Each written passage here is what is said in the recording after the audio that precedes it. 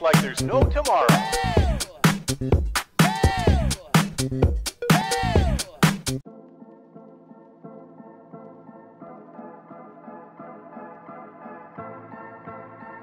Alors, ça se passe dans une cure de détox et de bien-être. Et cette fois-ci, ça se passe vraiment dans la nature. J'ouvre avec ce centre avec le Las de Verre et nous accueillons nos premiers curistes, qui sont une dizaine. Et il y a 4 adolescents qui sont les premiers d'une longue liste à venir. Et c'est donc la première semaine de la vie de cette cure où il va y avoir évidemment plein de rires, plein d'émotions, plein de gens qui vont aller bien, qui vont aller mal, qui vont s'aider. Il y avait d'abord Lola Devers, Catherine Osmalin et moi. On était déjà dans le 1, ainsi que Barbara Bolletner. C'était évidemment, on était dans le 2. Et puis après, c'est forcément des nouveaux curistes. Et donc, il y avait Charlotte Gassio. C'était évident que Charlotte, elle faisait partie du projet dès le départ. En plus, elle a fait un documentaire absolument extra sur la grossophobie. Et je voulais absolument qu'elle soit dans ce film. Je trouvais important que les gens soient très engagés sur le sujet. À partir du moment où on est acteur et qu'on est en surpoids, on est forcément très concerné par la question, puisque dans le métier, la première chose qu'on vous dit, c'est soit mince, soit belle, et voilà, perdre du poids, quoi. Et après, ben, pour les ados, ça a été ce qu'on appelle un casting sauvage. Je trouve que c'est un sujet qui est tellement... je pourrais en faire 10, j'ai l'impression des minces alors, parce que la question du poids, c'est la question du corps, donc c'est la question de la confiance en soi, de l'acceptation de soi, c'est le travail de toute une vie. Qui a confiance en soi? J'ai l'impression que je pourrais en faire plein, puis le problème se déplace, il y a des choses qui se règlent, il y a des choses qui se dérèglent.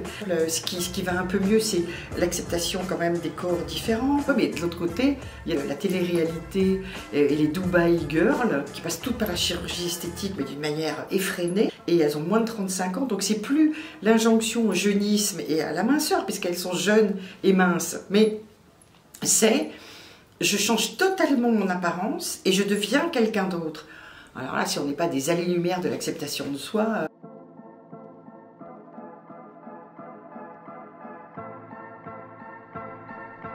Depuis quelques années, le problème c'est vraiment, vraiment empiré en ce qui concerne les enfants et les adolescents. Et que j'ai eu vraiment quelqu'un de très proche de moi, une jeune fille qui était vraiment très très complexée par son poids.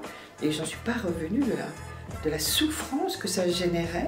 Le monde de l'enfance et de l'adolescence est extrêmement méchant. Quand j'ai rencontré les 4 jeunes acteurs, c'était tellement mignon. Il y avait quelque chose de militant de leur part, ils voulaient parler de ça, et maintenant c'est courageux. Et puis ce qui avait de touchant aussi, c'est qu'ils m'ont dit, pour une fois, notre poids nous a apporté quelque chose de positif, on a été pris pour faire un film.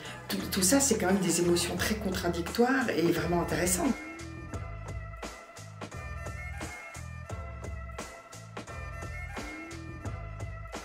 Alors, il a été écrit par Gladys Marciano, Philippe Guillard, Antoine Chomsky. J'ai collaboré avec beaucoup de gens pour ce scénario parce que justement, il y avait des générations très différentes. Nous, on a fait une sorte de base avec Gladys, mais qu'après, les 2 autres m'ont beaucoup aidé pour les gens plus jeunes. La problématique des ados, je la connais moins bien. Donc, ça a été assez complexe à écrire comme scénario. Les tournages ne se passent jamais dans la bonne humeur. C'est un mythe, je ne sais pas pourquoi. Les gens pensent que c'est toujours un moment où on se marre et on se fend la gueule et tout. Non, les tournages, ça dure 2 mois, c'est intensissime. Parce que maintenant, les temps justement de tournage se sont réduits. C'est chaleureux, si vous voulez, mais on ne se marre pas quoi, sur un tournage.